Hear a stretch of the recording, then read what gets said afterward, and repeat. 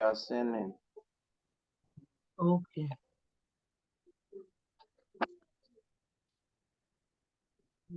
Okay.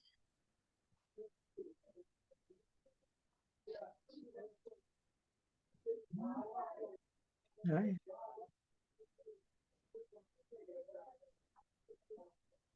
Yes, the course content.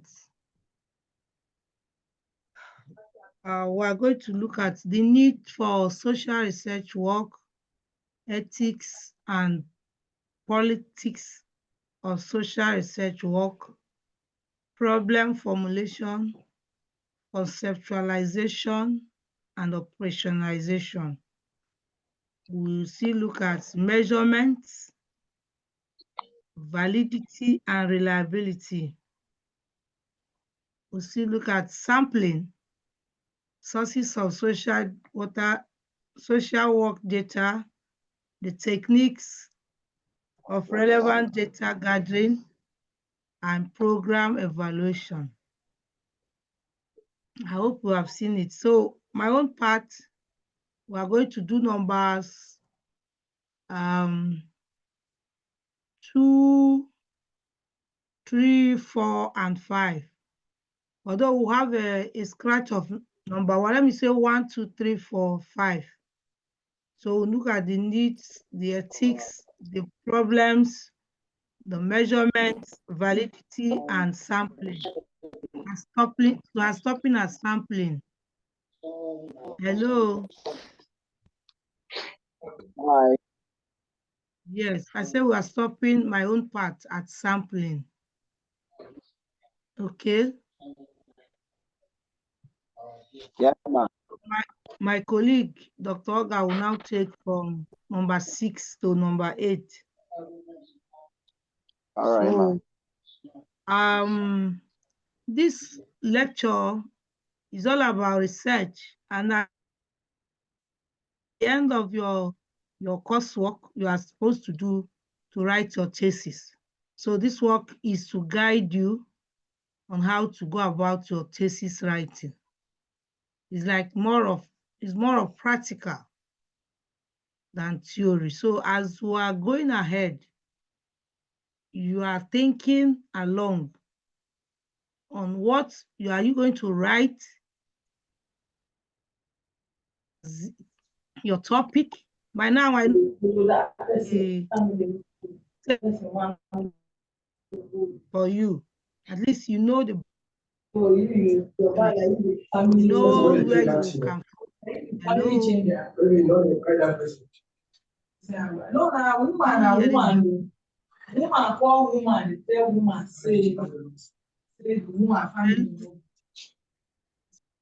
Angonado. So I don't know whether you can hear me. Yes, we're hearing you, ma'am. We're hearing you. So I'm just trying to say that it's more of a practical than a theoretical work. It's more practical than theoretical. So we're getting along. I don't know whether you have seen the research areas that you can go in and do your research on. So by the time we are going ahead, you will know, your mind will be coming to which topic will I pick and how do I go about it. It's just that you will be expected to have an idea of how to start a project and finish it, your thesis. Is that okay? So the learning objectives are, at the end of this lesson, participants should be able to explain the need for social research, articulate the ethics and politics of social research work, explain conceptualization and operationalization, explain the 4 levels of measurement in social research work, differentiate between validity and reliability in research, and then finally to discuss the various sampling methods Why am I 60936?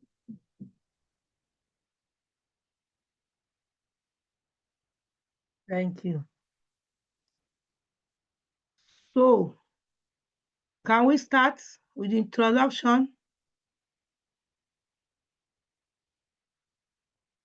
Yes, ma'am. Yes, I just need like the Asongo. Are you the class rep? No, ma'am. Who is the class rep? It should be Fanen.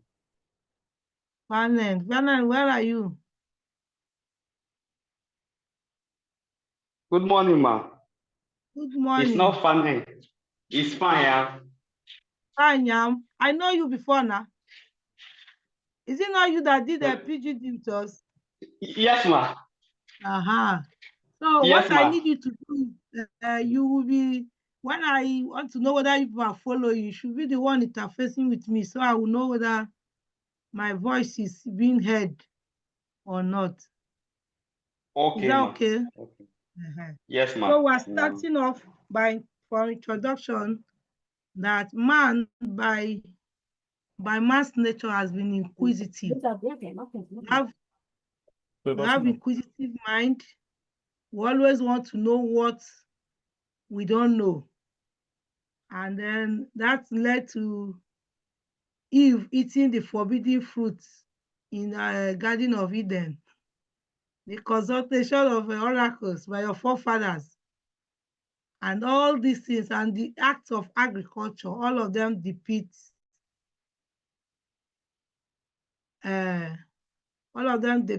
our inquisitive nature. And that is what research is all about, trying to know what is unknown to you. That is what the whole concept of how it came about.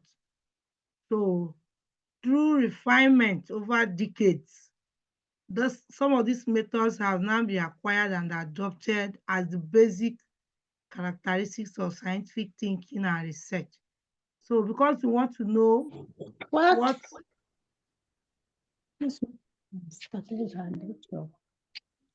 Bawam, please. Yes, ma. Good morning, ma. Good morning. Happy to see you here. Yes. Kai, thank you so much. I will come and see you in the house. Okay. All right. Mute yourself so we can continue. Okay, so we are trying to say that the inquisitive nature of man has led to research. Then the concept of research is vast and multi-dimensional. There are so many definitions as there are so many researchers. As there are so many definitions, so as there are so many researchers. But research can be generally seen as an objective, systematic, controlled, and critical activities planned and directed towards the discovery and development of dependable knowledge. So what's the key words here for the definition of research is objective.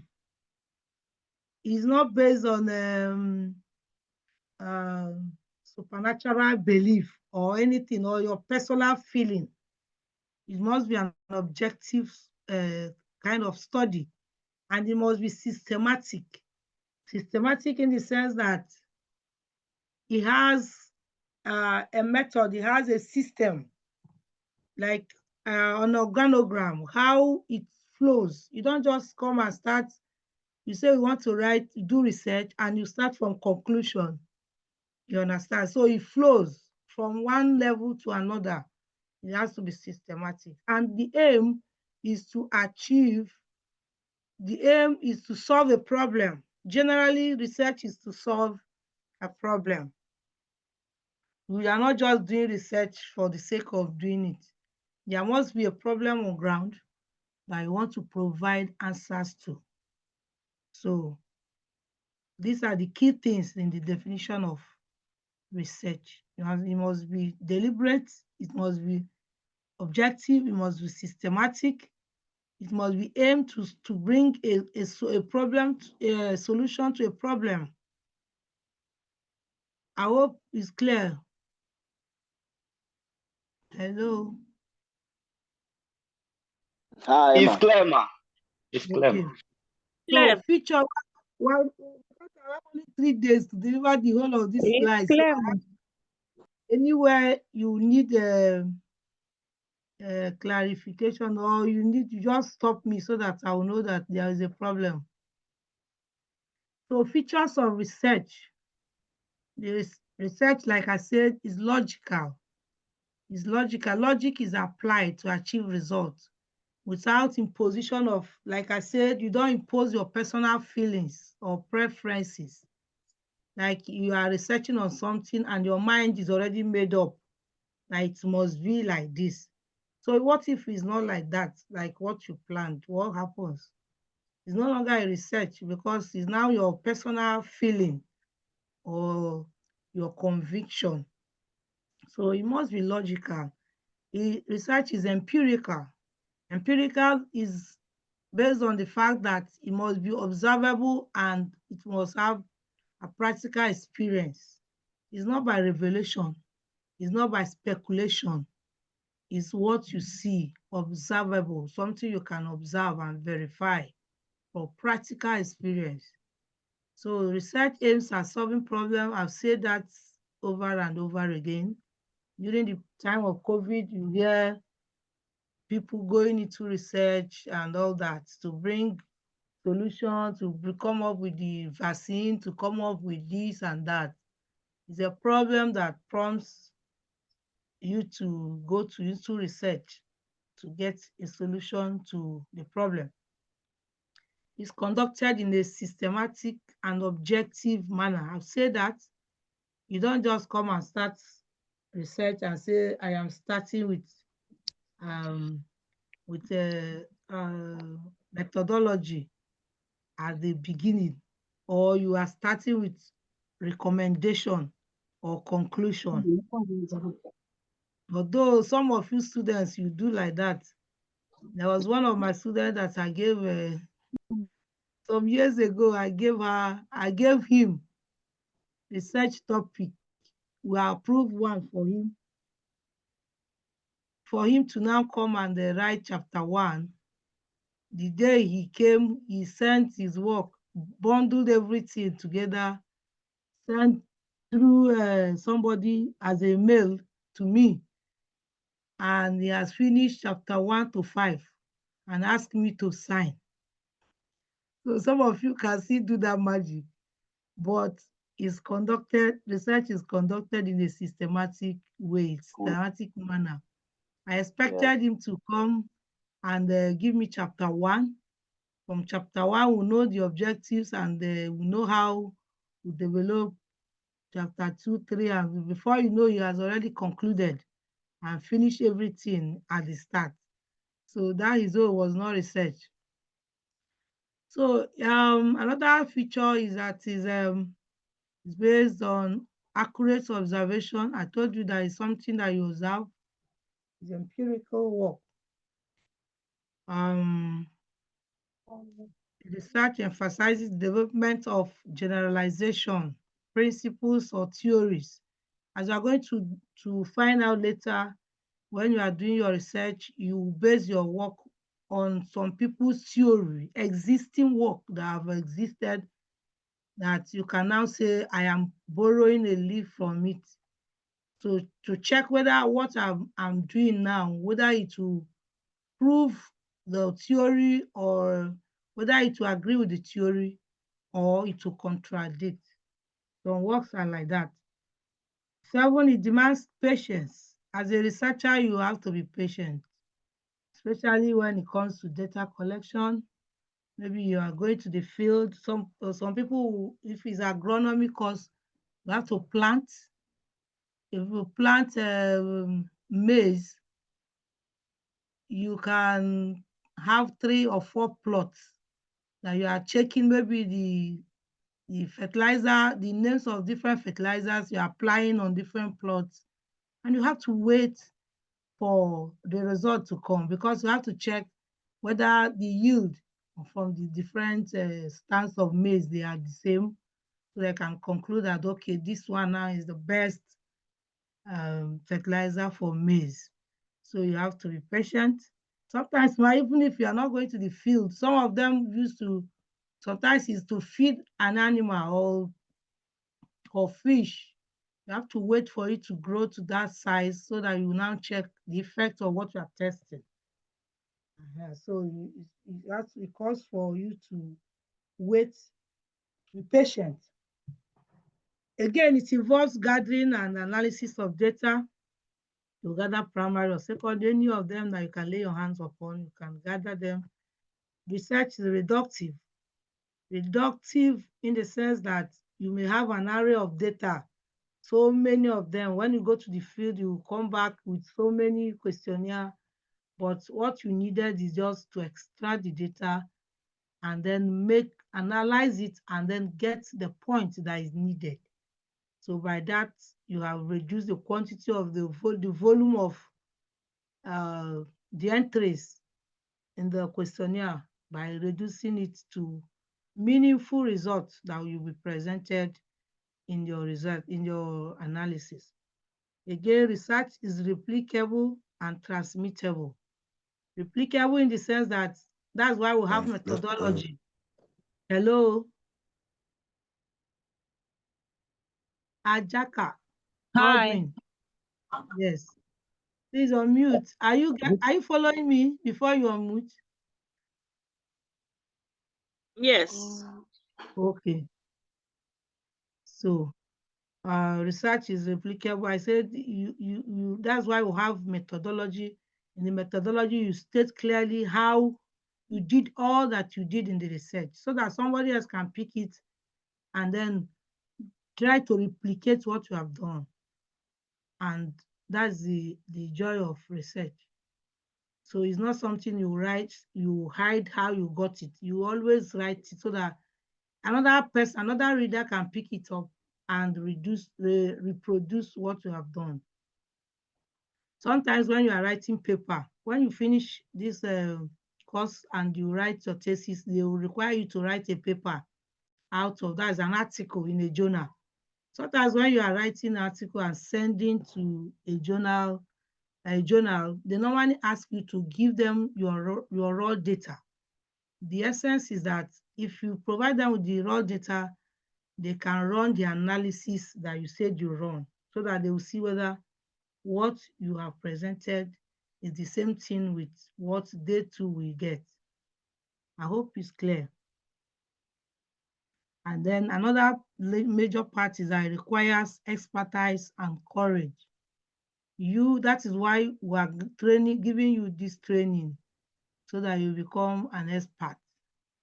And then you will be able to do the research well. I can see Queen Nafisat. Is she here?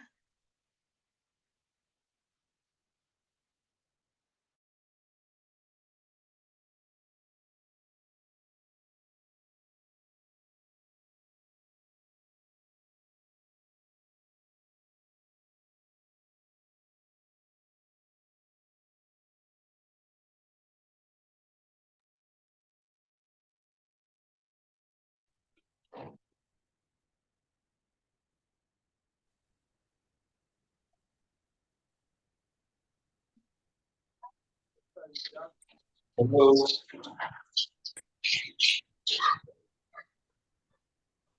Hello. Can't hear anything again.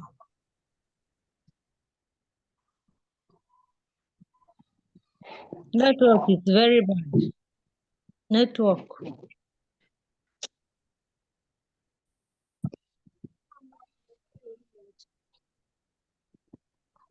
Let's wait for her.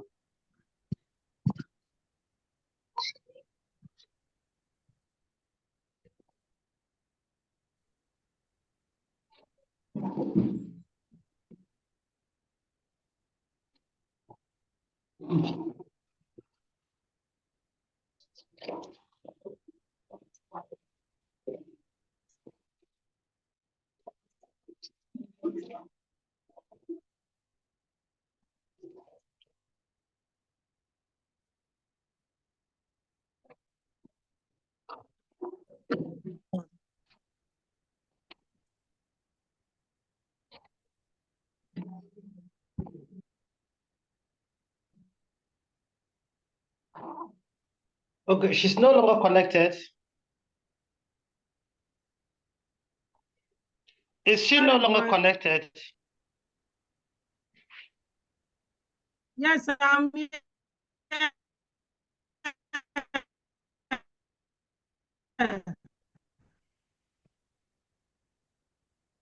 Can you hear me now? Yes, ma. Okay. Is that what I'm going to do today? Hello. Hi. Hello, ma. Can you hear me now? The network is bad. What did you hear last? I thought I was saying something. You spoke about methodology. That was the last thing you said, ma. Methodological. Okay, that means I have to rewind. Expert. That was where you stopped, ma. You stop at That courage. Courage. Yes, you are the one courage. following me.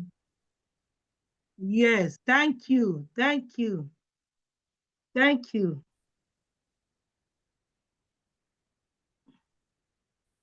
Okay.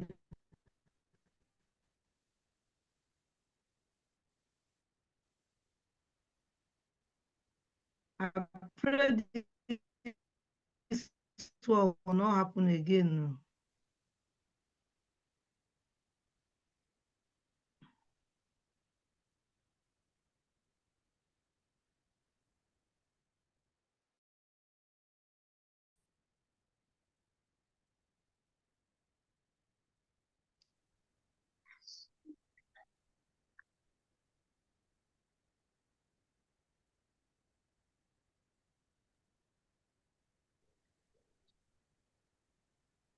Okay. Can we go ahead? Yes, ma. I don't know who is muting.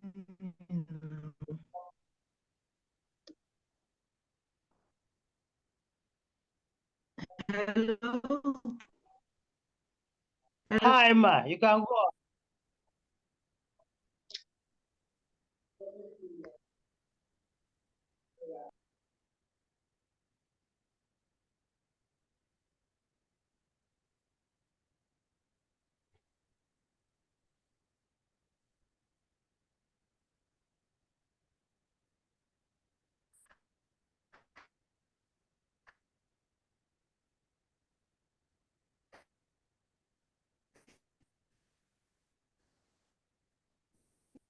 Who's muting me now?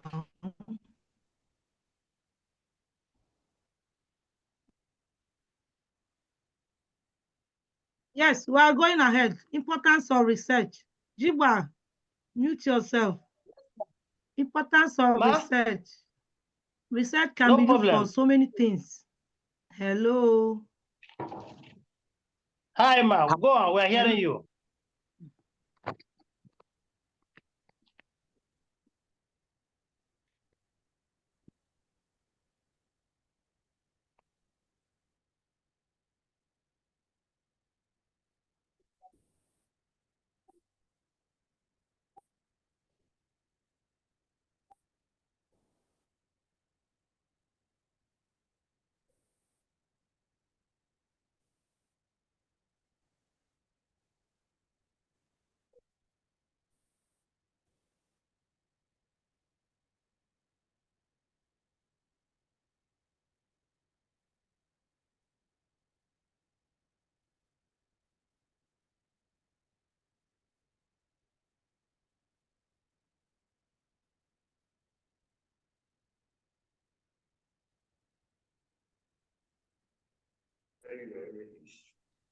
Can anybody still hear her? I can't hear her from my end. It looks like she has been logged out again. Okay. Yes, I'm here. Can you hear me now? Okay, we can hear you. Okay, we can hear you now. Okay. All right, let this network be stable, I beg. Okay, so we are continuing with importance of research. I would say research is important for planning. Planning. So when that's why you even see the government to spend so much to have a census. Census is to help them to plan. So if you want to set a goal or to look for opportunity, you have to plan. They say he who fails to plan plans to fail.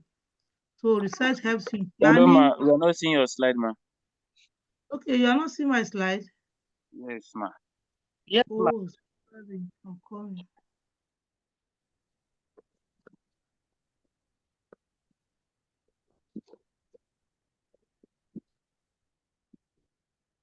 Oh, okay. Can you see it now? Yeah, it's Yes. Helps you on to now. plan, Yes. and then for decision making, you need the Yes, you can see it research. now. Yes, you need to have research. Some people, some organizations, when they are not getting well or meeting their target, they go and research. For instance, if you have a restaurant and the sales are not coming as you planned, you can go and do a research. So why are we not selling? What is it that is making other people to sell finish? So people are queuing. You see where people go and queue and wash plates before they are served, and our own will cook and will not eat. So you can go into research. You can even use one of your staff to go to those places and see how they do their own, and these are research. Is helping you to now come back and then take a critical decision about your firm. Again, you can use research to forecast. Some of the researches we do in macroeconomics is for forecasting. You can now say, okay, since this result is as it is today, 2005, June, let's project and see what it will be in 2050. You can do research on that and you can come up with something very tangible that by 2050, so GDP will increase or will reduce or anything like that. So you can use it to forecast. And then for gaining comparative advantage, where you have a competitor, and then you know how to research and then improve yourself, you can have an edge over your competitor. And then for monitoring and evaluation throughout the project life, you can do a research so that you can see the strengths of the project, the weakness, the opportunities, and the threats. I hope these points are clear. Yes, ma. Throw more light on forecasting and planning. What's the difference there? Planning, you can plan. The planning is for maybe, I know it's for future, right? But forecasting Yes, is like you are even looking beyond future. Like if I'm saying some GDP, I want to see how GDP will improve in 2020, 2050. That is forecast. You are looking beyond the future self, because I don't even know how many of us will be there as agile as we are now. So, but planning, maybe even for the day-to-day activity, for the month-to-month activity. So I can see that planning is like a shorter term, and forecasting is for a longer period. term. Okay, the last one. Thank you for following. That question shows me that you are following. Or we can Yes. put it that planning is for the present generation and forecasting is for future generation.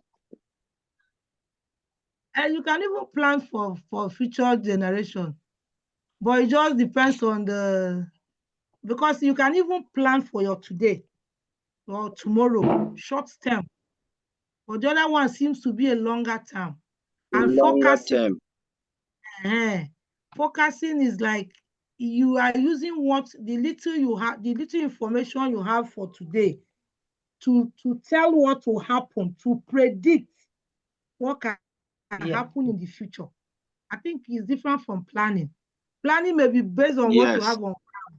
But this one is that you are using a little information you have on ground to predict. It's like predicting what can happen in the future. Yes, ma'am. Okay. Yes, ma'am. It's okay. The last one. The last one, monitoring. Okay. Yes. What happened to that one, Jigba? No, it's not this one really. I wanted to ask something. There's a I'm having doubts within me. When somebody is coming writing for the first paper, the way coming after first degree, they call it is it project? Project, they call. Yes. Okay, when you're writing for masters, how do they call? Thesis. They call it thesis. Thesis. Okay, when you're writing for PhD. Thesis. Thesis. Hello, Some people call it dissertation. Some people call it dissertation. Sorry. Okay. You mean, ma? Yes. Okay. Both masters and PhD, they call it thesis. Some call it dissertation. Dissertation. Okay. What about research? Is there any paper when you are writing? You are writing research? All of them, their general name is research. Okay. Their general name. I'm clear. It's okay. Thank you, ma. Thank you.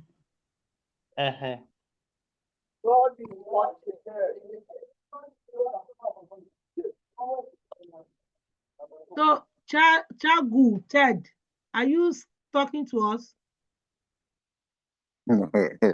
Well, ma, I am just listening. All what you have, the lectures is very interesting. I'm listening, and there's nothing too new about it, but I just have to listen. So it's not actually a problem for keeping quiet. No, I just saw as if you unmuted, so I thought you were talking to us. Okay. Thank you. Please mute yourself. Let's continue. Okay. So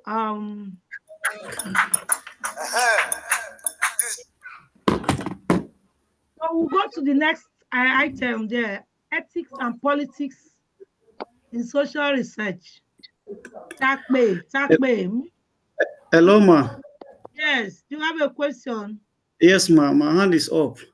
Wainka. Gwakia Gemga. Gwakia. Okay, sorry. Yes, ma. All right. What's the question all about? Sorry for taking you back. Okay. Yes, concerning the forecasting. Ma, hello, ma. Yes, can we I say? can hear you. Okay, ma. Can we say they are not accurate, or the forecasting is under absorption? I didn't get that question. Forecasting, are they not accurate, or they are Why under not? absorption? They are very accurate. To forecast doesn't mean that it is not accurate. My another problem is this: why is it that this weather forecast, they will forecast that rain is going to fall or to fall, and the rain will not fall? So that is human angle to it. That's the human angle. God, God has the control over everything. So yes. Hello, I think that is human factor. That is human factor. That's what I'm trying to explain. Okay, ma. Wait, why? Yes, ma. The fact that you predict and it didn't come to happen, you are not God. You just did your own that you can do. The human factor is playing out. So that you predict, and you didn't see pastors that prophesy that this year, this one will happen. This is our year of a bountiful harvest. And you see people dying of hunger, hanging themselves, taking their lives because of hardship. Are you not seeing that? So this is the Hello, human ma. factor to it. Okay, man. Yes. Hello, ma. Yes. Hello, ma. Hello, who is talking now? Yeah. Yes, it's this Ajaka. Ajaka. Yes, sometimes these people Yes. that predict or forecast this issue of weather, the materials that they even use sometimes, they are not even good ones. So sometimes, because they are using wrong material or equipment, it gives them wrong answer. Okay. So that's it. But this one may not be, it may not be exact from your research. It may not be exact, but it will give you a clue of what it will be like. So you prepare for it. For instance, let me give you a typical thing. If I say, if we close our border, if you are doing research on trade liberalization, for instance, closing of border, shutting border, nothing comes into the country. And then I see the effect it has on the GDP as of this year.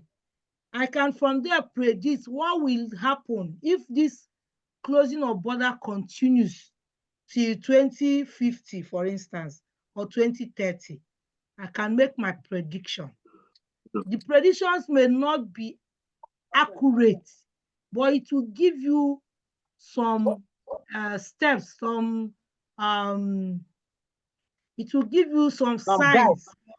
Yes, okay. to leverage, some guide to leverage on.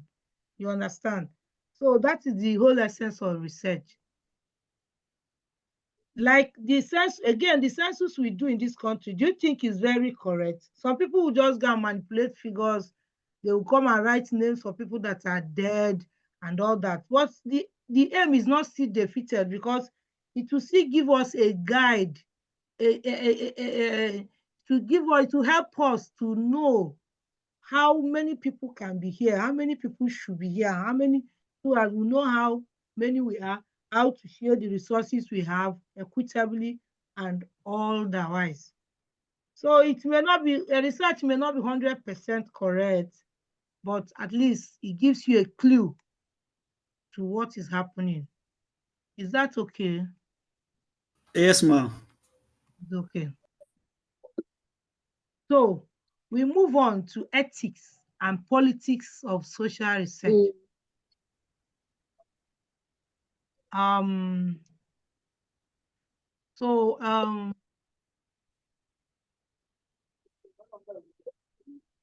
Okay.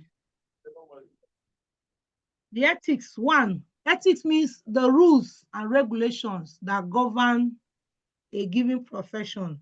You can hear somebody say, this is beyond my ethics of profession. When you ask a medical doctor to kill somebody by mercy, that's mercy killing. You ask somebody is like a vegetable, and then you are tired of taking care of the person. Hello, Chagu. Chagu, are you talking?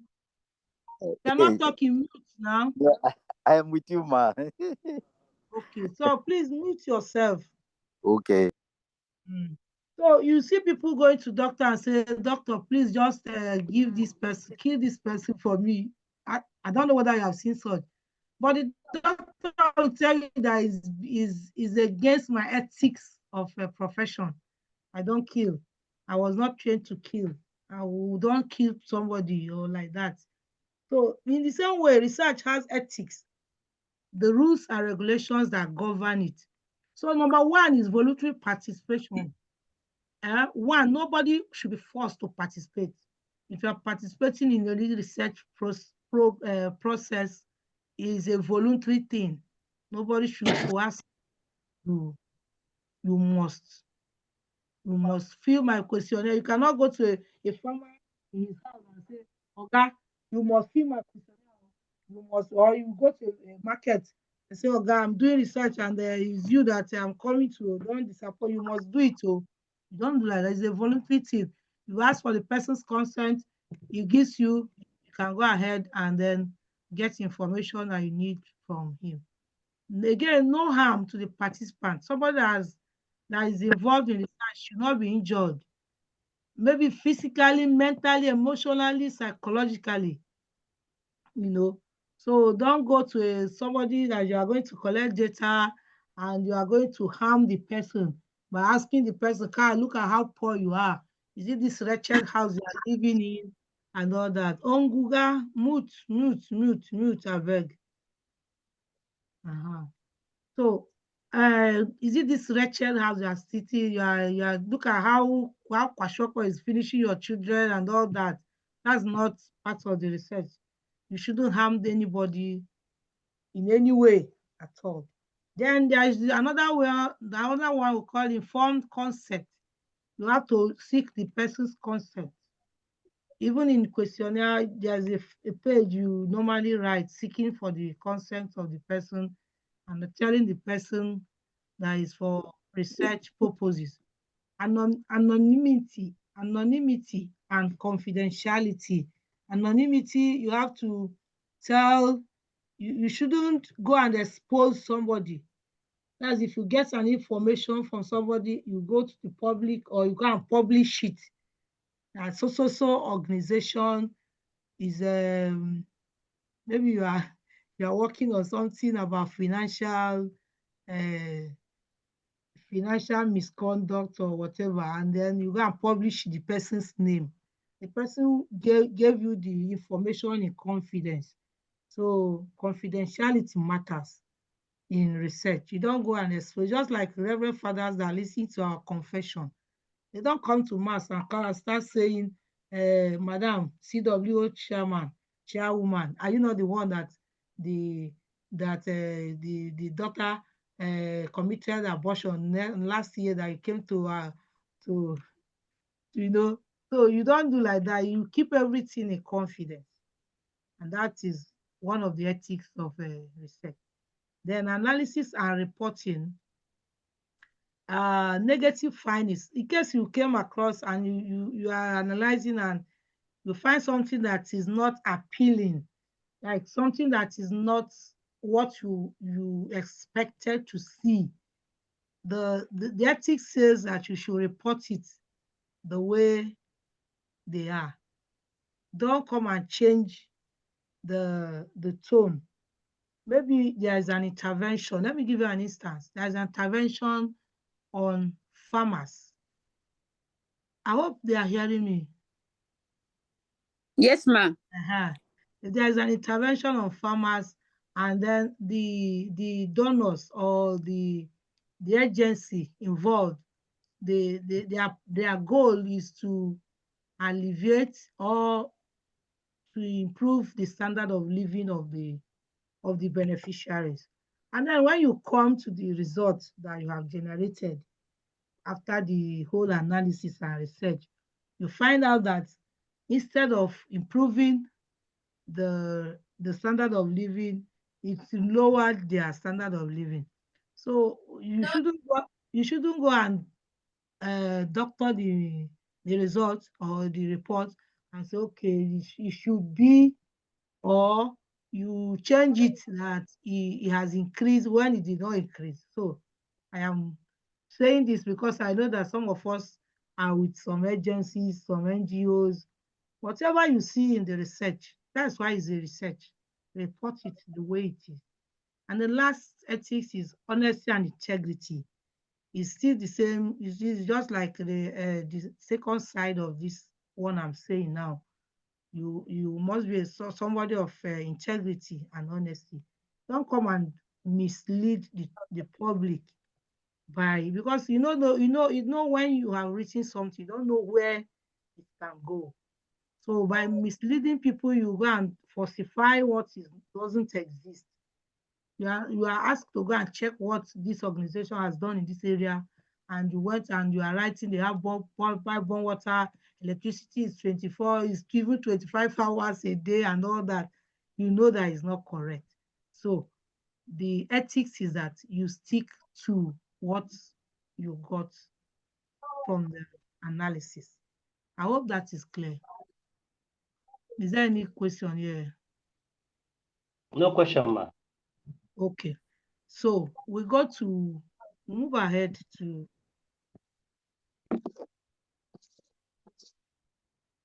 politics in research, in social research. Here, we all know what politics is all about. No research is carried out in a vacuum. Politics always exists in our society and it affects have a our little life. question. You have a Hello, question? hello, man. Yes. Yes. You can ask. What if, like, for in the humanities, for example, there are some facts that are on ground. When you find out, when you carry out your research, and those facts or what has already been written is not correct about those in that particular issue or topic you are researching on, what do you do?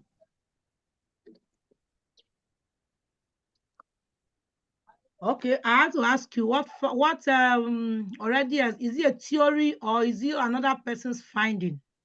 Someone else's finding, or what generally what is a perspective that people are carrying out about.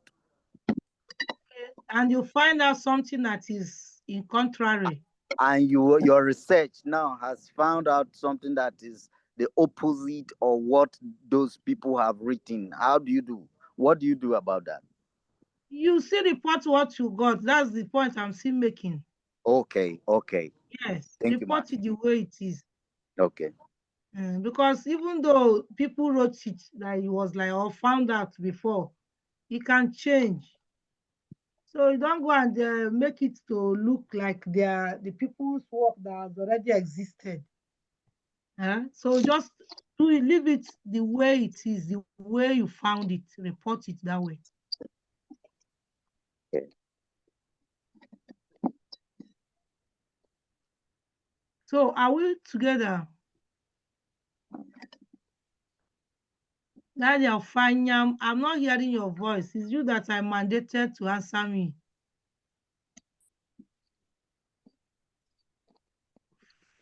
Okay, I assume that you are getting me.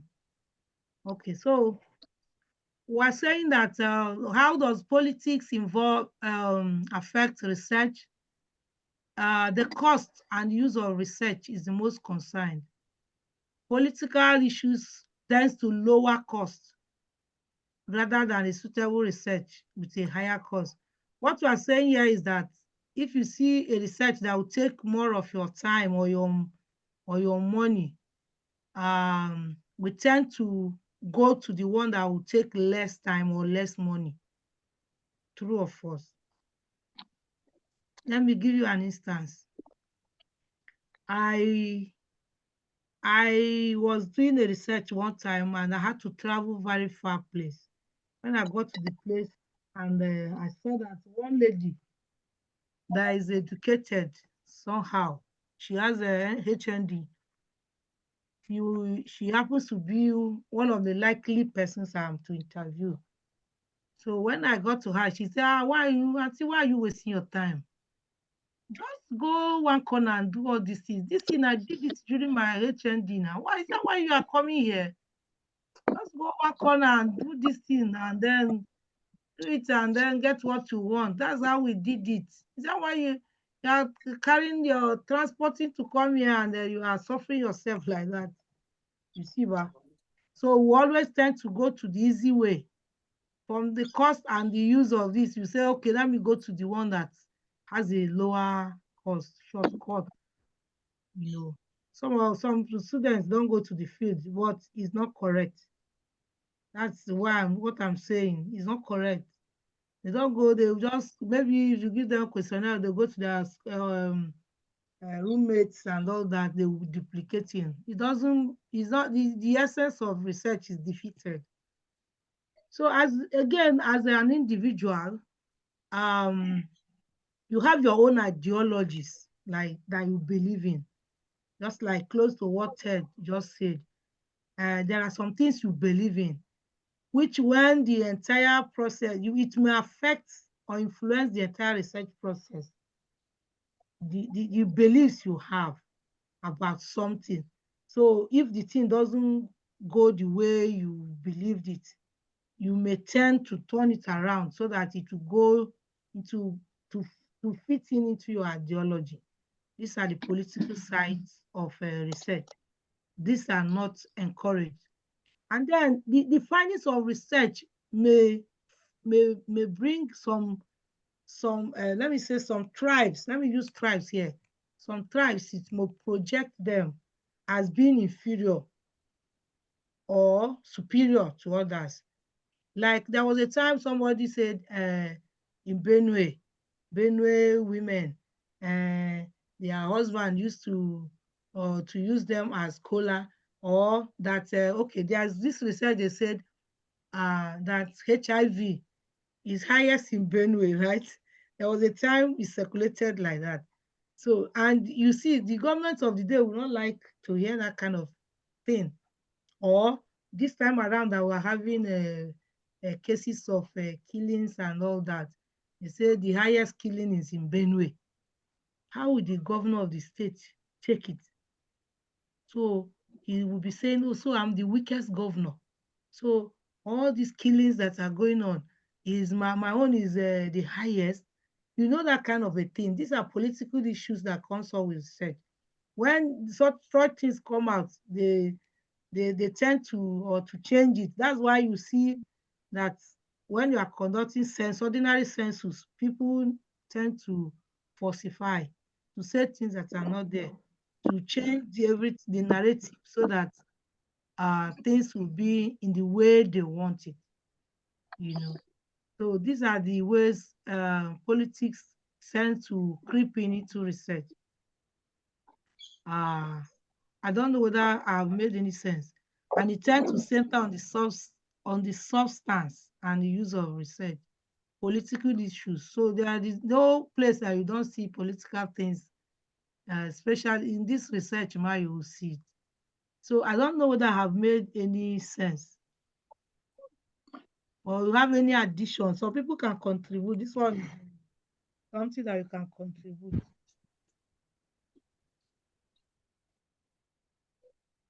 If you don't, we'll go ahead. We still have so much to consider.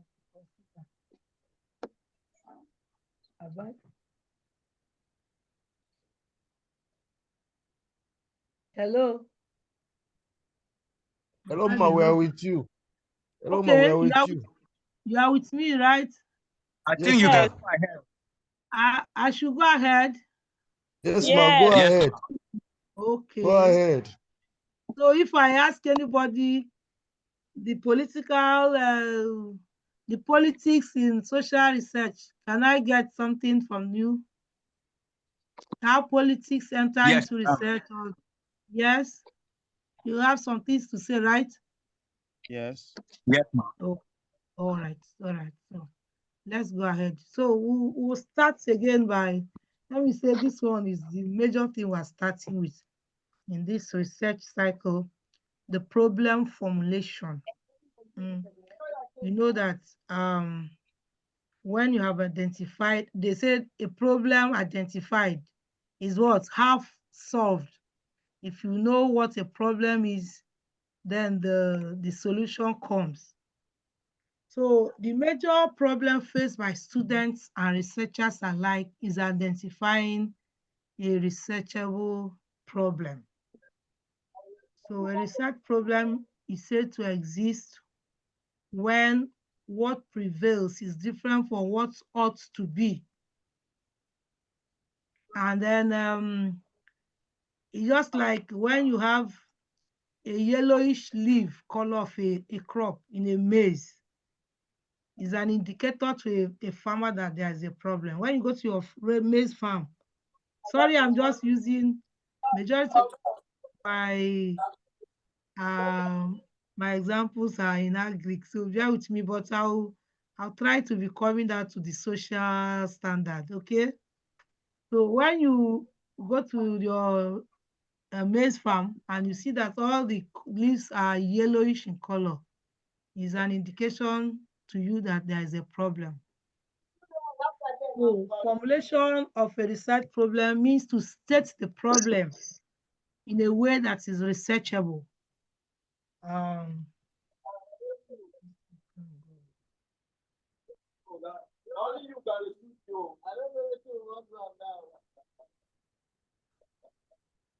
Sorry, I'm coming. So you place it, you put it in a manner that it becomes is ready for scientific investigation. So formulation of a research problem is the first and foremost important Excuse me, step. ma'am. Yes. Okay, Mr. Ted Tago, please off your mic. Nathaniel Asogo, you are now the host. Kindly mute everybody apart from the course lecturer, please.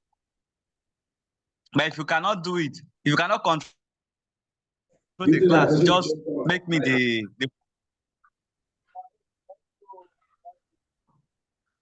Ted, off your mic.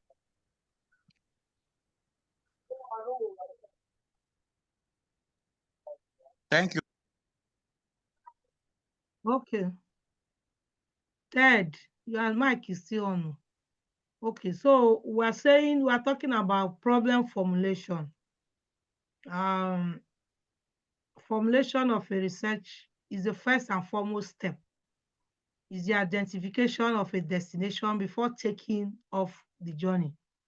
In absence of a destination, it's impossible to identify the shortest or indeed any route. If you don't know where you are going, how will you know the roads to follow to where you are going? So it's the problem that is where you are going, the research problem. A clear and economic plan of study is impossible if you don't have a clear research problem. In other words, a research problem is like the foundation of a building. If the building is strong, it's because the foundation is strong. So if the building is faulty, that means you didn't lay a good foundation. So research problem is where the whole thing lies. That's the first and foremost. What problem have you found out in the society that you need to research on so that you can provide solution? So a research problem serves as the foundation of the research study. If it is well formulated, is expected to have a good structure. So the research problem, a common statement that defines the issue upon which a research is conducted is known as research problem.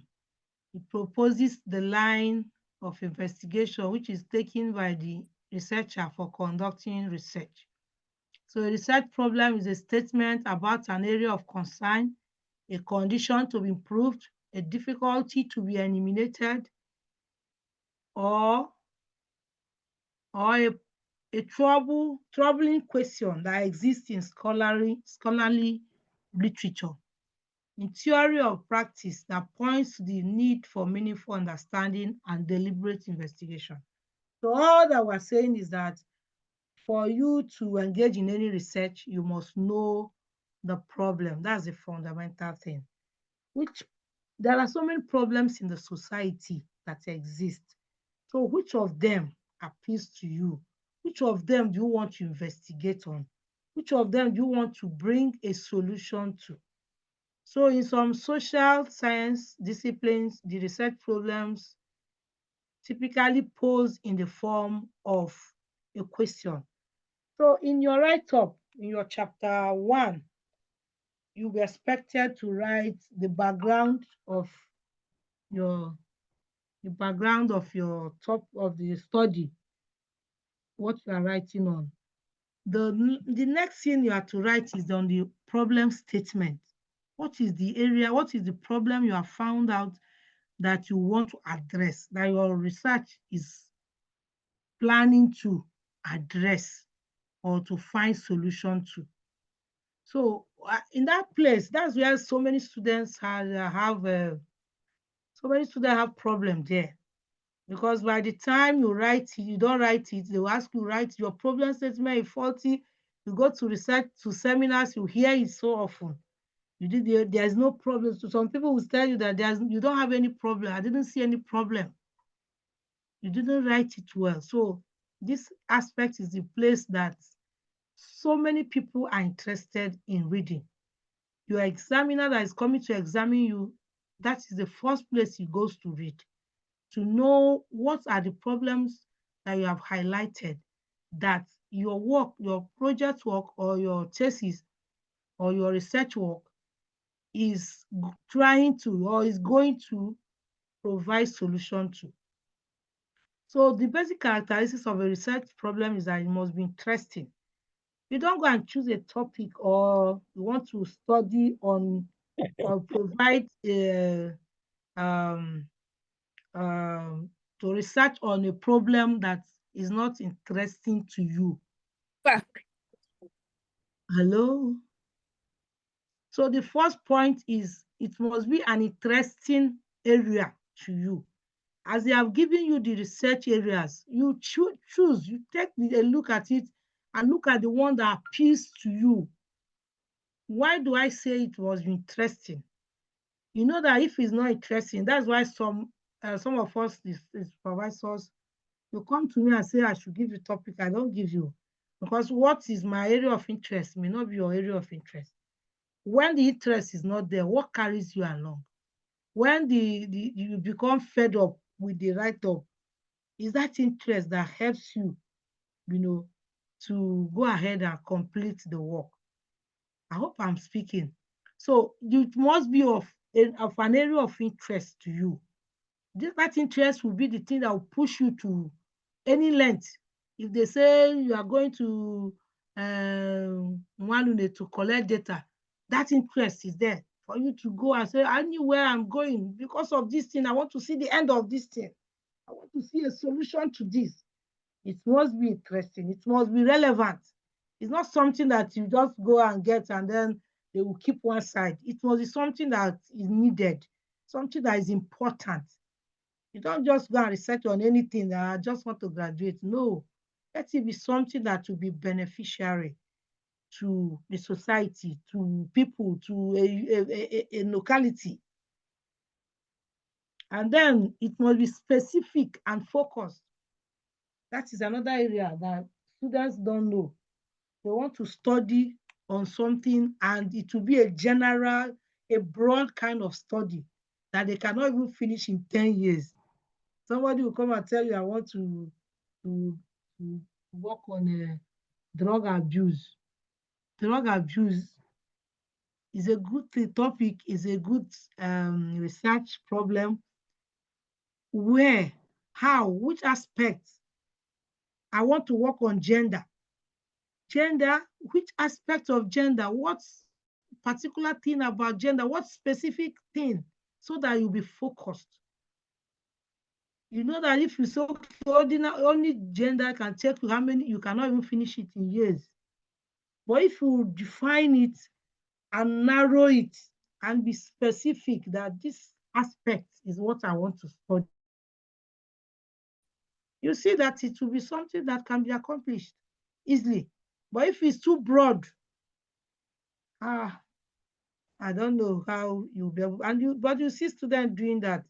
They say, I want to do this, and it's a broad thing that they have not even broken down to smaller pieces how they can research on it. And again, another basic characteristics of a research problem is that it must be something that is researchable. Researchable in the sense that it's not something that is obvious. There are some things that you don't need to carry out research before you know. But some people will go and carry, they say they want to study this and study that, and it's something that you don't need to go to the field, you don't need to research on. It's already an obvious thing. So you look for something that is researchable. Then this is the process for formulation of problem. You identify, first step is that you identify a field or an area of interest.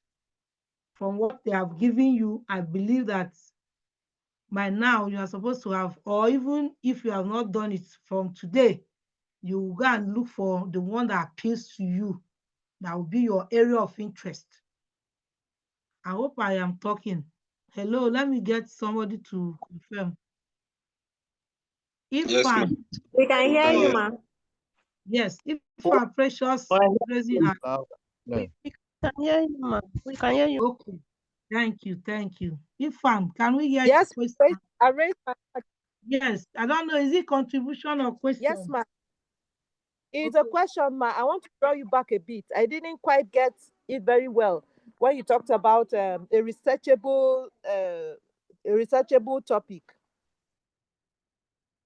Okay. I don't know whether anybody can help us and give us example of a research that you can say is a research, but it's an obvious thing. Okay, if I say I want to see, wait, let me, say okay, something. fine, okay. Please go ahead, Okay. fine. For instance, now you want to research why people get hungry, or you are not researching about nutrition. You are researching why people get hungry every day. Or for instance, you are also trying to research on. I think that's the one that really comes to mind. Thank you, It should be- Fanyam. Fanyam, I thank you because I think you are following, and that means maybe your majority are following. And thank you for the question. If Fanyam tried why people are hungry, you know that people must eat food, and you are asking, you want to know why people are always hungry. Or let me use my own example is, I can say I'm researching to know who are stronger between men and women. Which people are stronger, the stronger sex, or I'm working on gender and I want to know who people have more strength. It is an obvious thing that men are stronger than women, right? So if you are studying something that you know is already obvious, it's no longer a researchable topic. But if it's something that you need to go out and carry out a study, collect data, come back and go to analyze it, and then before you find out, I say, okay, these people are actually better in finance than the other group. Yes, it becomes a researchable topic. But when you know something that is already obvious, I don't think it's not a researchable topic. Okay, or somebody wants to say, I want to check the fertilizers. my research specific objective is to analyze or to describe or to identify the fertilizers that are available for farmers. Even without doing research, can't you go to the market and see the display of fertilizers that are there?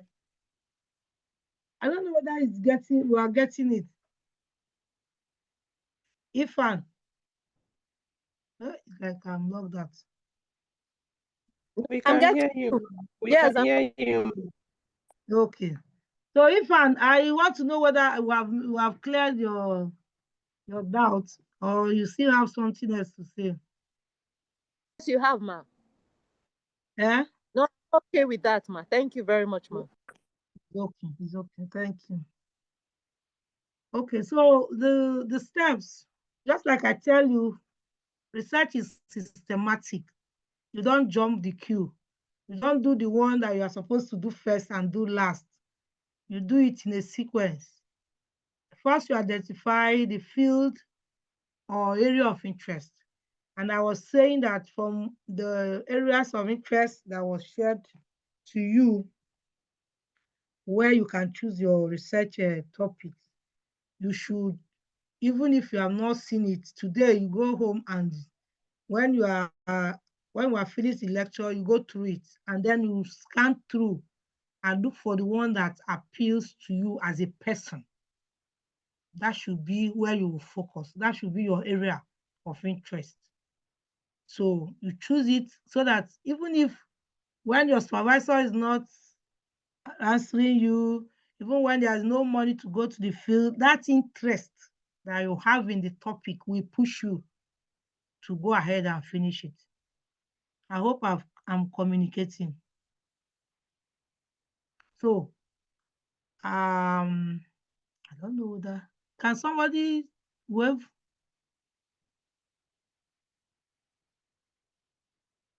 Hello? Hello, ma. Okay, okay.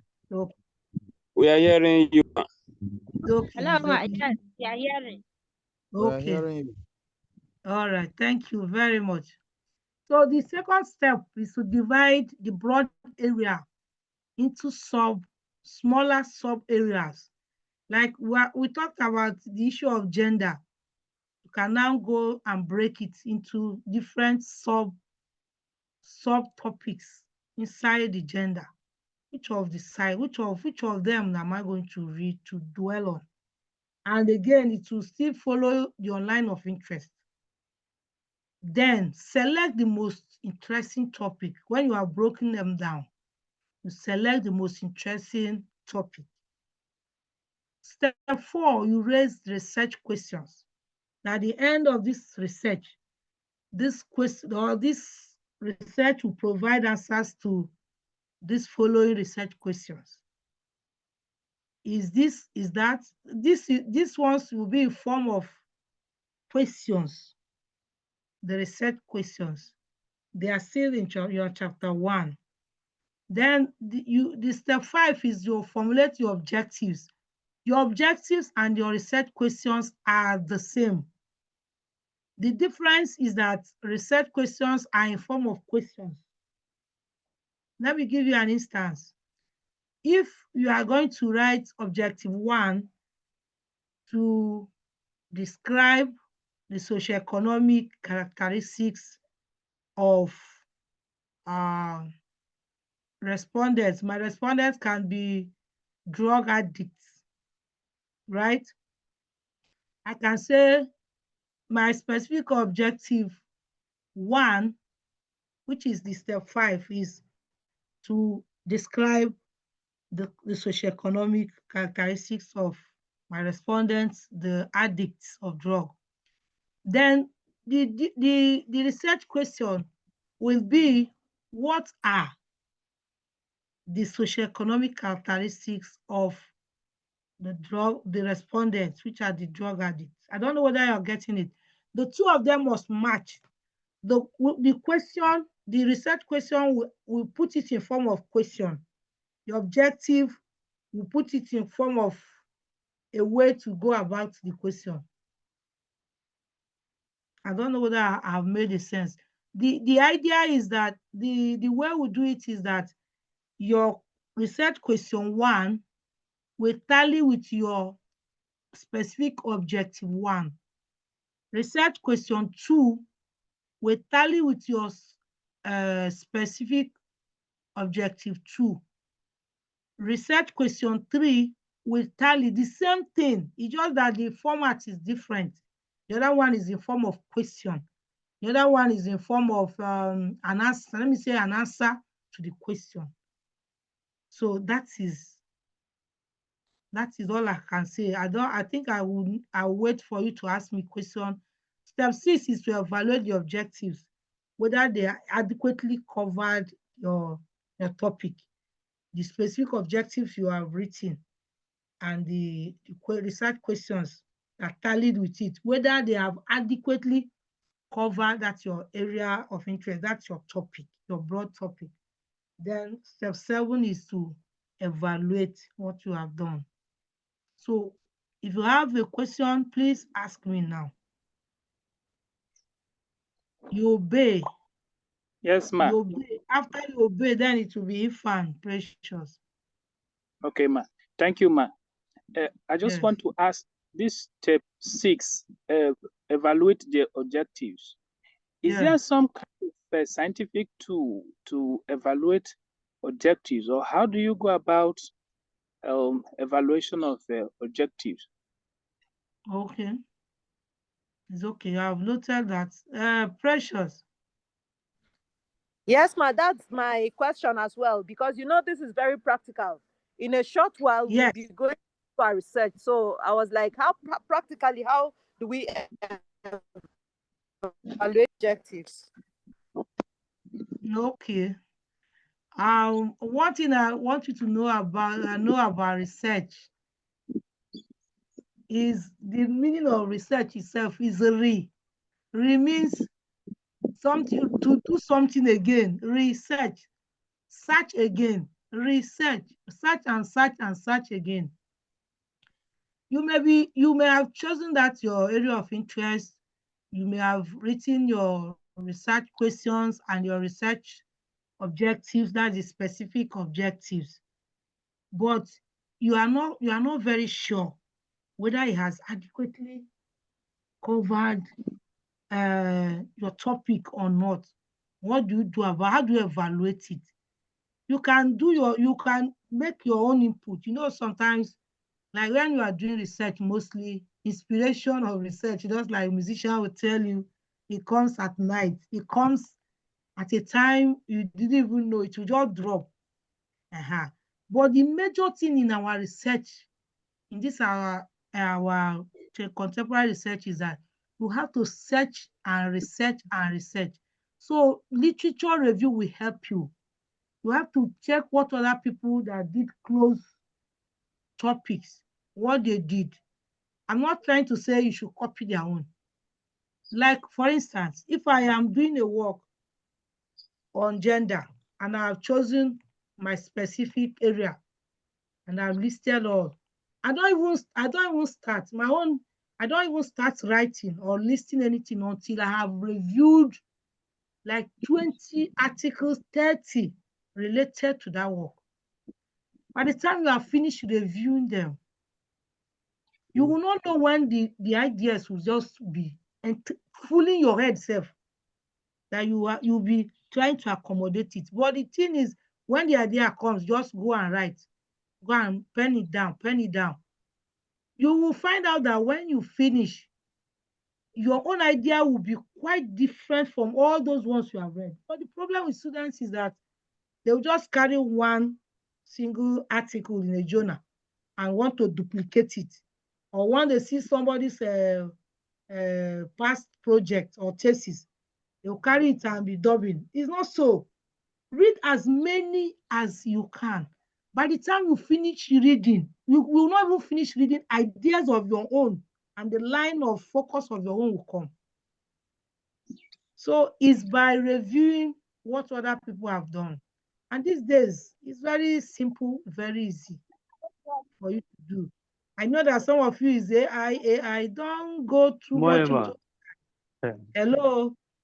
Don't go too much into AI. Review what people have done and try to use your human thinking and develop another line for yourself that is different from what other people have done. Hello.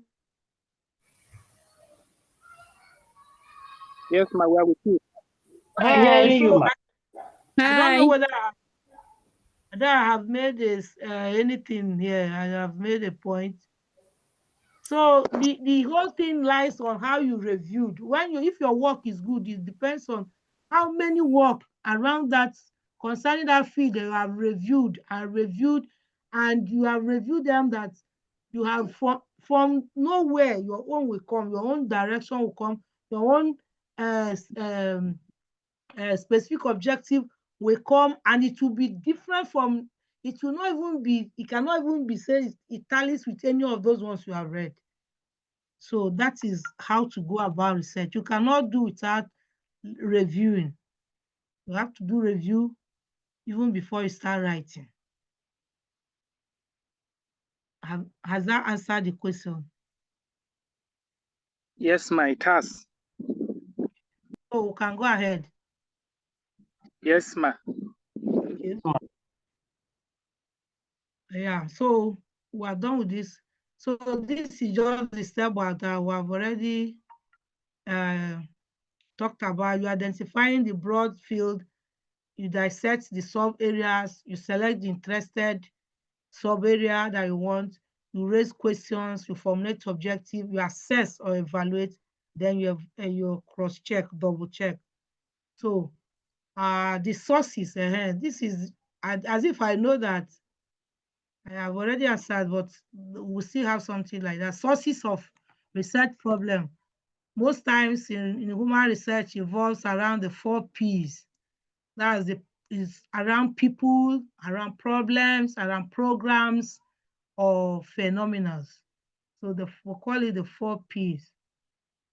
That problem, you can get your problems from. The problem you want to write on can come from any of them. So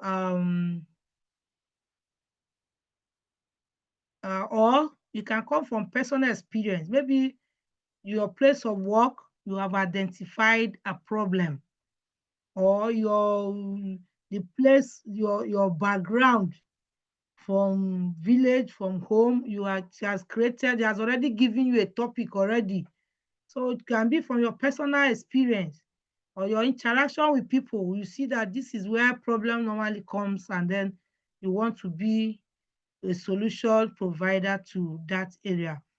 Then it can come from literature. Like I said, literature, you have to review and review again, books, journals, past theses, so that you'll be able to be enlightened on even what other people, if you have done literature well, you know what other people have already done, what they have done already, so that you don't go and say, I want to go and do this.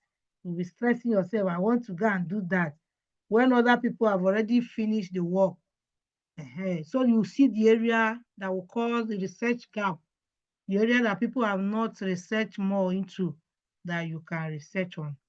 And then you can get your problem from experts. Experts could be your supervisors, could be the people ahead of you, people that know more than you. They can tell you that go to this field, go into this area, carry out a research on this and on that.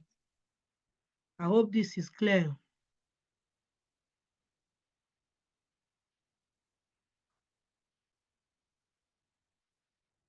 Hello, can I continue? Yes. Yes, ma'am. Okay. Yes. So we're going into conceptualization. Don't mind the big word. The big word is just something we can break. Concept, from concept, conceptualization. A concept is an idea or image or a feeling. So it can be abstract. A concept can be an abstract something, that abstract thought, abstract image, idea. Concepts are often regarded as linguistic symbols that are used to refer to social phenomena because they tend to be abstract in nature and have multiple meanings. That is it. As a result, it's impossible to measure a concept without defining it. So what we are talking about conceptualization is the process of defining and redefining what a concept means for the purpose of research. We are saying that a concept is an idea or image, a thought or a feeling that is so abstract and it has so many meanings. That multiple meanings that it has is a problem, because that is why you have to give it a meaning in the conceptualization. The conceptualization is now the process of defining it and redefining it to give it meaning, because it has different meanings and different dimensions.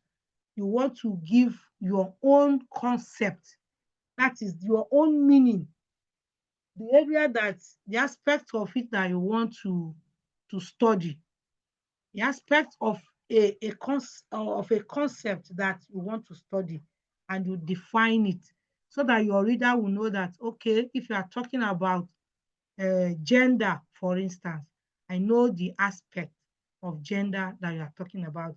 I know your own definition of gender. I know the perspective where you are going to take us to in your gender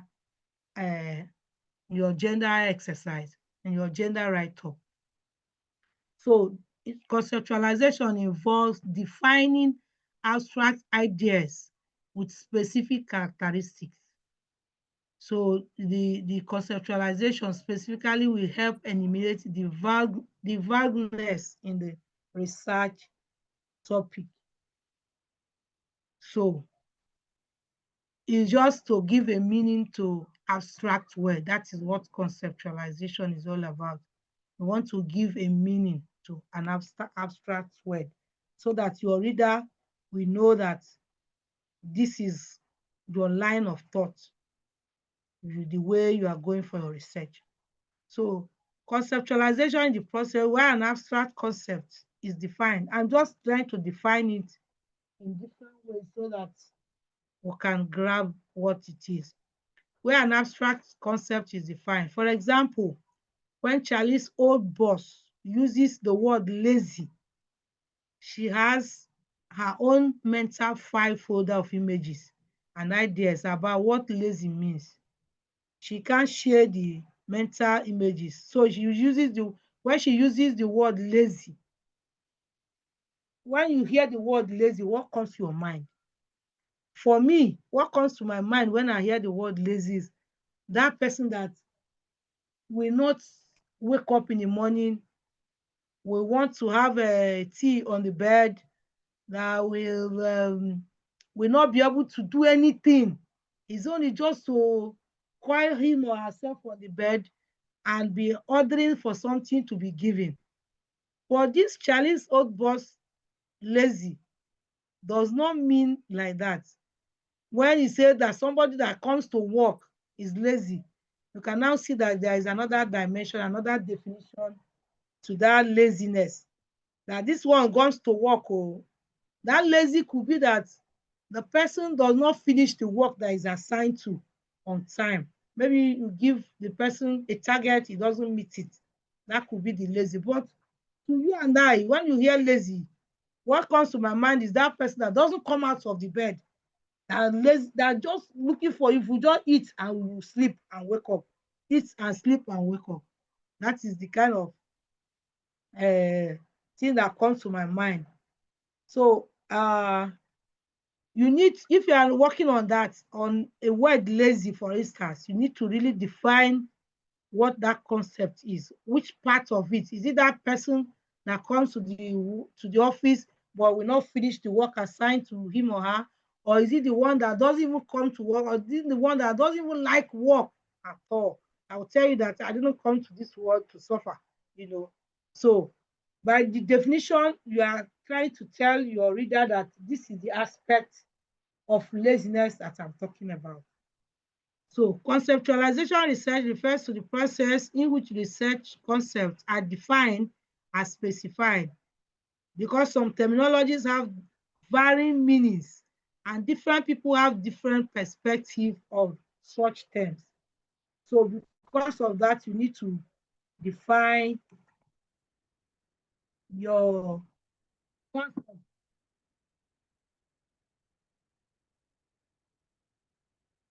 So, consider another example, masculinity. The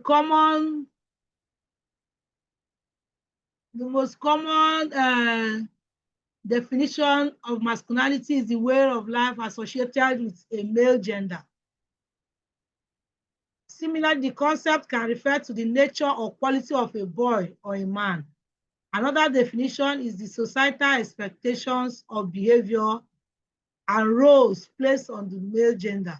So all these things are different dimensions of masculinity, which you need to define to your reader which of them you are dwelling in, because people have different meanings and different perspectives.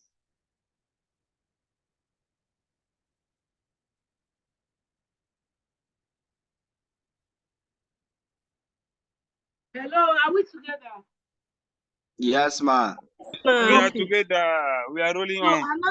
another example is I'm just trying to give you example of concepts and then to tell you that they have different different definitions and different perspectives and different ways that people can understand. So another example is the concept of social status. Some people perceive the word as prestige and power. At the same time, other people perceive it as having a lot of wealth. A lot of wealth. Without conceptualization, the two groups will not have a common understanding of the research topic. So to avoid misinterpretation, the researcher would first have to specify the meaning of the concept of social status. Besides, there could be slight difference in how different researchers conceptualize social status. So you can see that one concept can have different definitions, different meaning to different people. So for you as a researcher, you have to set the tune by defining your concept. That's where we have conceptual framework in your write-up, in your chapter 2. You have a section that is called conceptual framework, where you have to, to tell the reader the concept, the definition of that your topic. My social status, this is the aspects I am looking at, and all this and all that. So for clarity, so that the person will not judge you from what he's having in his head, but will judge you by what you have said you will do. Example, the concept of a social class is defined as the amount of money, the total amount of monetary income earned by individual from all sources in a given period. So you can see that another definition of social status is coming again in a different way. So when you have these abstract words in your topic, or as your key thing, the key words in your topic, there is a need for you to define them. That's what we mean by conceptualization.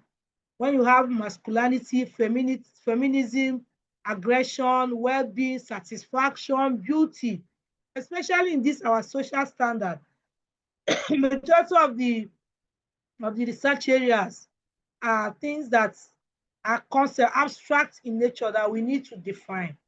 So you do well to define them so that your reader will not judge you wrong, so that your reader will be carried along that this is the aspect of the gender, this is the aspect of the social vices that you are going into, and things like that.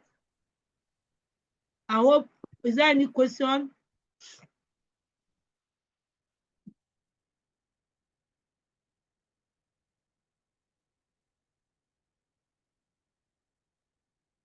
Is there any question? Before we move ahead. No Yes, question, ma'am. Okay. So we go to operationalization. Don't mind the big word too, is a simple thing. So anywhere you are lost, you just call me back, I will explain again. Operationalization is a process of precisely defining how the researcher should measure a concept. You have defined it. You have told us that you are talking about poverty, for instance, this is the area that you are talking about. You have defined your concepts in your conceptual framework. Then what is left for you to how you intend to measure them? Because abstract in nature, some of them are things that we cannot measure. Some of them are things that we cannot attach values to. When you talk of something like gender, how can you measure gender? How do you intend to measure? Because at the end, why operationalization is important is that at a point in your chapter 3, you need to collect data that you need to analyze and then come up with your results and your findings. So if you don't define how you are going to measure it, you will find it difficult at that point that when you are going to the field, will you just go and tell somebody poverty on the street or in his house, poverty? How do you measure it? What are the indices that will help you to say, okay, this person is actually poor, This person is not poor. This person is average. This person is the in absolute poverty. That's what we're saying. That is what operationalization is all about.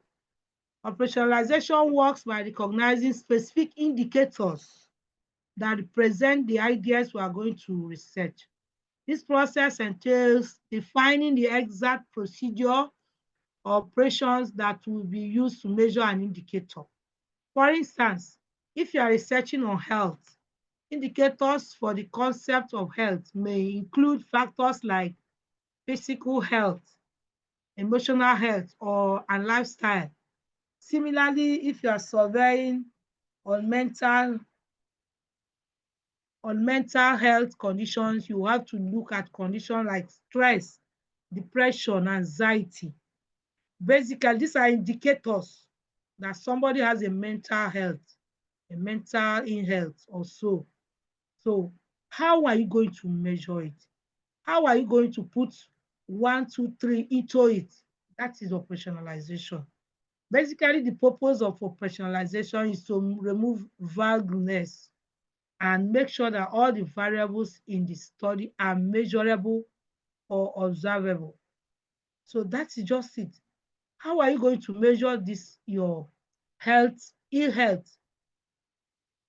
How are you going to measure your mental health, the stress, the depression, the anxiety? How do you make it tangible? We know that why is it important? It's important.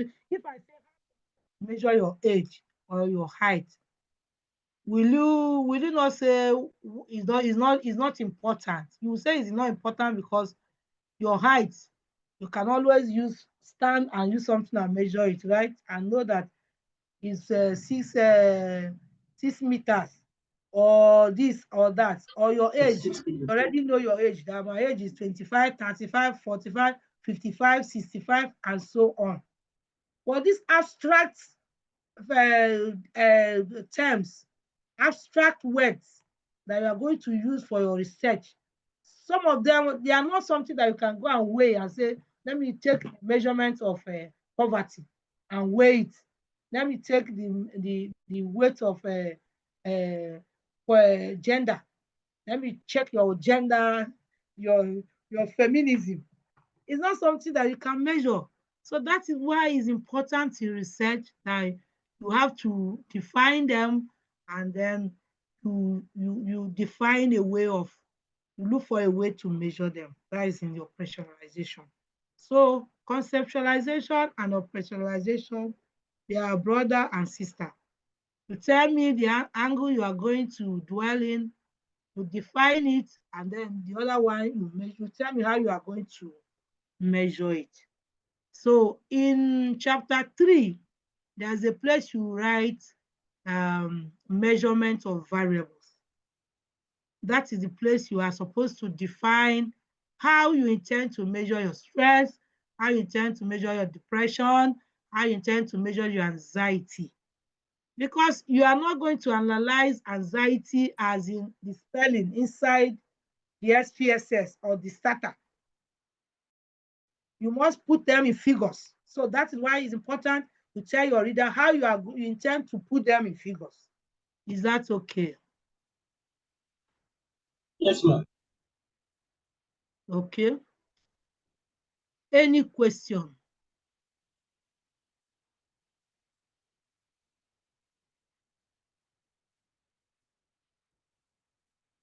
Any question?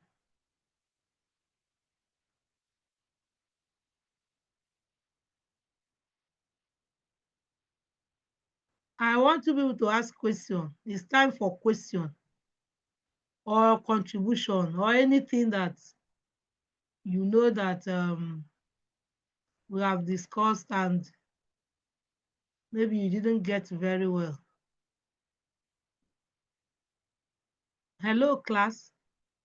Actually, ma, Jigba, I lost out. My network went off when you were explaining conceptualization to link it to operationalization. I'll be very happy if you can throw more light on that conceptualization. Thank you. Okay. Any other one? and then I want people to answer it. I've talked so much. It's supposed to be a participatory lecture. It's not one-sided. Let me hear others. Let me hear, you have heard his question that I should explain conceptualization and operationalization. So somebody can help us.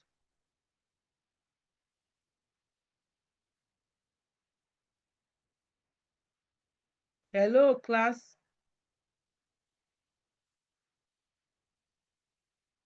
Hello. Hi. Can you hear me? Yes. Yes, ma, we can hear you. I can point people that can answer my question. Just like I can do in physical, this I can still do it like this here. I want Ladi Eche. Please answer this question that Jiba asked about operationalization and conceptualization, please. Ladi, if you can hear me.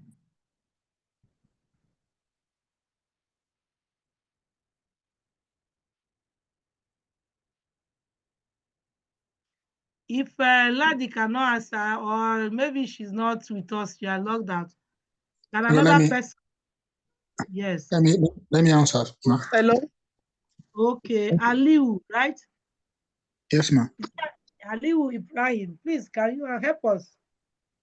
The conceptualization is more of a diagrammatical representation of your variables, how the variables in your research topics, that the variable you want to measure, how they tend to influence one another.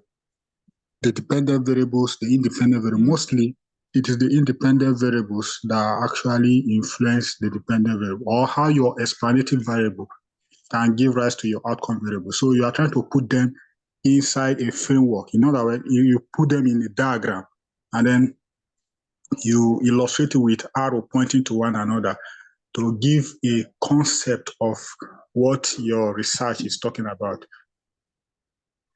How those variables can the interplay between those variables to actually bring out your outcome, the outcome of the event in your research. So that is about the conceptualization. It's basically done in chapter 2 of a project work. That is where you do conceptual framework, and then you expatiate with a theoretical framework. Why the operational definition of terms, or the operationalization, is about how you will be able to measure those variables. If, for example, you are working on satisfaction and utilization of maybe healthcare insurance, national health insurance scheme, maybe the satisfaction and utilization among the enrollees of this national health insurance scheme. So you want to measure utilization, you want to measure satisfaction, because those are, at the end of the day, those are your outcome variables. So the parameters that you are going to use, whether it's going to be in percentage, or you are going to use, or it's going to be in average or specific range of value, of which quantitative SPSS will be able to recognize to measure these variables. That is what we call operational definition. In other words, if you want to categorize it, for example, utilization, for example, you can categorize it into low or high utilization rate. Satisfaction can be maybe poor satisfaction, or good satisfaction, or moderate satisfaction. So these categories now, you can classify it. If you want to classify it, Excel does not recognize the qualitative data. So you need to classify these variables in a quantitative manner, such that Excel will be able to pick it. So there are values that you need to put it. So that value will tell Excel how you be able to measure these outcome variables. So in that sense, we say that you are defining the variables. Hi. If I am to score, if I am lecturing physically, I normally ask for contribution, and if you contribute something that is very good, meaningful, people like this, I normally give you the whole of my CA. Anything that I'm supposed to give you in CA, I will give you that extra for all these explanations that you are even adding more. One you have already known is even more than what I have presented here. Thank you so much. I just want you to, thank you so much. I appreciate. I just want to reiterate what he said in the conceptual framework. In fact, I purposely left that side because I don't want to bring confusion. I just want it to be as simple that you will not complain is getting complex. But he has come to digest everything. In the conceptual framework, you have the dependent and the independent variables. How do they interact? I only stopped at defining it. But in the real sense, in the conceptual framework, we are even supposed to make a diagram that we call schema to show that this is how the interaction between this and that will produce this. Interaction between independent variables and how it will produce the dependent variable. And that is what Aliu has already gone ahead. I purposely did not want to bring that matter because it may make my work here so complex that I don't want to make it simple so that at least I'll capture your interest. But thank God that he has opened it up for me that you are not just going to define it in the concept, but you are going to, to show how the variables interact and how they make the product, how do they get to the dependent variable and all that, what we call schema in your chapter 2. But don't worry, when you get there, you'll be able to write it. But just know that this is what is needed in conceptualization. You define your concepts and you state how they are going to interact with each other, the independent variables. And I know some of you, when you are talking dependent and dependent, your mind will go away from what you are saying, which one is dependent, which one is the independent variable. Don't worry, by the time, just follow us as we are going so that it will not be complicated for you. You get everything. Thank you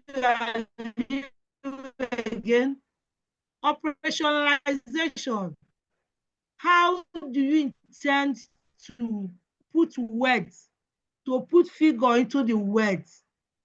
Aliu said it again that anxiety, for instance, or depression, for instance, or high or low or a medium or moderate, it can only recognize figures. So you tell the reader how you intend to measure. I find out that this is the area that students don't like attempting at all. They don't like it. They don't like this issue of they don't like this issue of measurement. They don't even write it for you to know that this is how they measured it. By the time you start asking, you know that they didn't even put any measurement, any way to measure. Somebody will say, I am going to run a regression on to analyze the behavior of people, the behavior of women with money, for instance, the behavior of women with money. You can do analysis on that. They will write it and they will say they have done analysis. But the simple question I normally ask when I go for seminar is, how did you measure behavior? And the person will stand there and be watching you. You say you are doing an analysis, a regression for that matter, on women and the behavior of women and money. Behavior of women one side, money the other side. You can measure money in the amount, right? Where 20 naira, 50 naira, 200 naira, 100, 500 naira, 500,000 and all that. But how do you measure behavior? The person will look at you as if you are coming from another one. How did you measure it? You must provide a way. Did you measure behavior by, okay, did the money influence you badly? Is it less? So that you can now assign values and say, if you are greatly affected, is 4. You are less affected, 3. You are not affected, 0, like that. That is the operationalization we're talking about, practical. So you don't just come and bring 2 things, I'm doing this, I'm doing that. But when they ask you, how did you measure it? You don't even know. I just gave my work to someone that's analyzed. I don't even know what he analyzed. Even if you don't know how to do analysis, you should know how you measured your variables. That is what this aspect is all about. I hope I've made a point again. Yes, ma'am. Can we have somebody tell us maybe what, from all that we have started this morning, what you intend to do, or what you intend to carry out as your research, the topic, and then so that maybe we can start from there and start laying this foundation, so that at least it will stick to our heads today, that this is how to go about it. Can somebody start? Let's use the, how many time do we have left? How much time do we have left? It's our break time now, man. It's already break time, man. Break time, man. We resume at 1. We resume at 1. Yes, ma'am. So before we resume, let me end here. Before we resume, you come up with maybe your area of interest, one thing that can be your topic, so that we can digest it and then end the matter for today's lecture, so that we will not carry so much thing on our mind. Is that okay? Okay. Yes, so when we reconvene, let's brainstorm on what can be our likely topics. Because your assignment, I want you to take note of it, that your assignment is to write a research proposal for me. I don't know whether we'll have time to present it, but you will write a research proposal from chapter 1 to 3 for me. That is your assignment.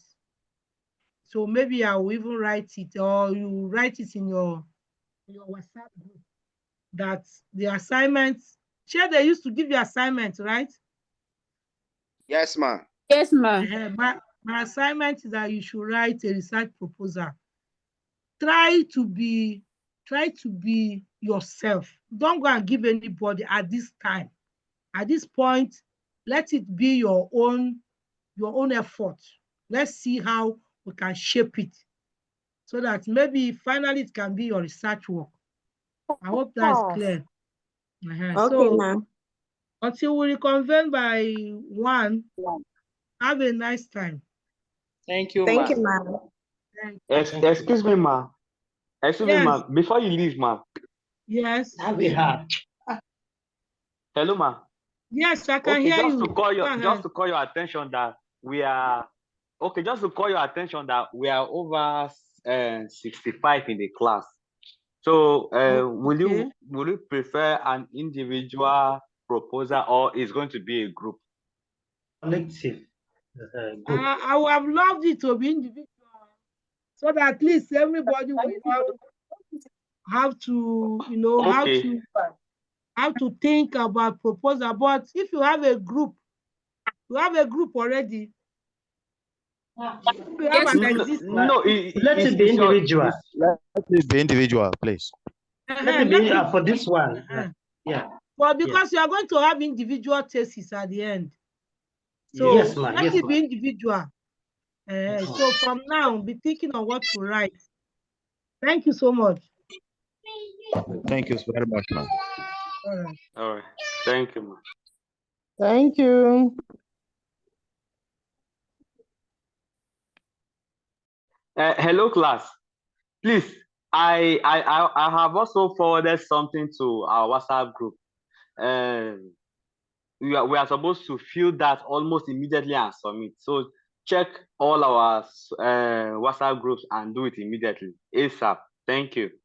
Is it, sorry, Payam, is it different from the one we fill for LMS? Yes, they just drop a new form.